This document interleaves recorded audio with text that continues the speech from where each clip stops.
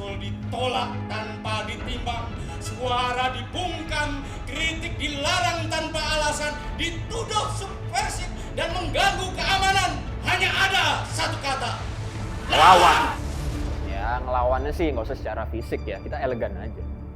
Dengungkan terus sampai kuping pengambil kebijakan pada pengeng tuh. Panas tuh, kuping panas.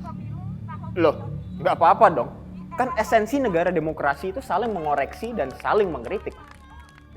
Yang penting kritikan jangan dibalas dengan laporan polisi ya. Jangan kayak menteri.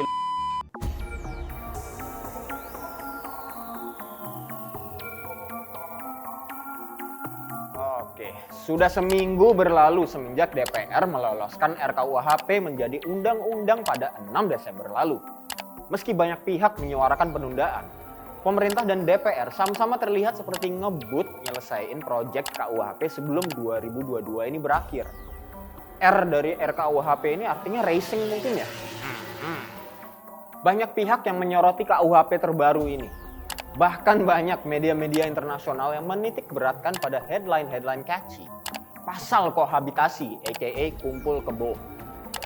Komisaris Tinggi Hak Asasi PBB atau OHCHR bahkan mengeluarkan pernyataan resmi yang mempersoalkan pasal-pasal yang rawan dipakai untuk membungkam kritik publik terhadap pemerintah.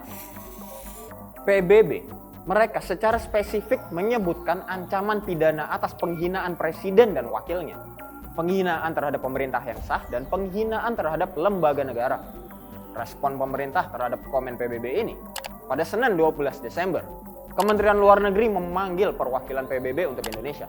Perwakilan Kemlu menegaskan pertemuan ini kesempatan agar mereka bisa menyampaikan pandangan dan memberikan penjelasan, meski mereka tidak merinci apa yang dibahas.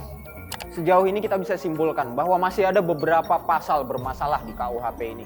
Banyak aktivis yang menyayangkan pasal-pasal yang berpotensi mengorbankan demokrasi, keadilan sosial, dan kebebasan sipil. Banyak kalangan sebetulnya sudah memberi masukan ke DPR sebelum pengesahan RKUHP. Tapi wakil pemerintah justru menganggap kekhawatiran banyak pihak terhadap pasal-pasal dalam RUU itu sebagai paranoia. Iya, kita dianggap paranoid guys. Mereka justru menyodorkan klausul teknis yang memoderasi proses pemidanaan, bukannya meninjau alasan moral dan filosofis.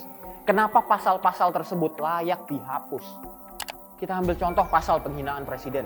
Memang, hanya presiden sendiri yang bisa membuat laporannya ke polisi dan bukan pendukungnya ataupun pihak lain. Lagi buzzer. Padahal pangkal masalahnya bukan pada urusan teknis. Ini bukan masalah pelaporan, tapi dilanggarnya hak masyarakat untuk beropini dan mengekspresikan pendapatnya secara merdeka. Iya, merdeka dalam berekspresi.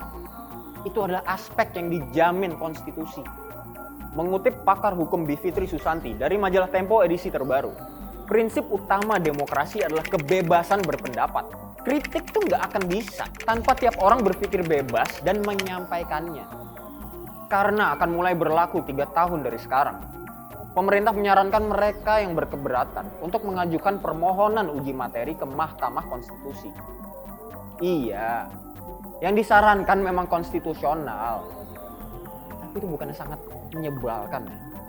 Seakan mementingkan durasi penyusunan yang cepat daripada menghasilkan substansi yang betul-betul mengakomodir masyarakat luas.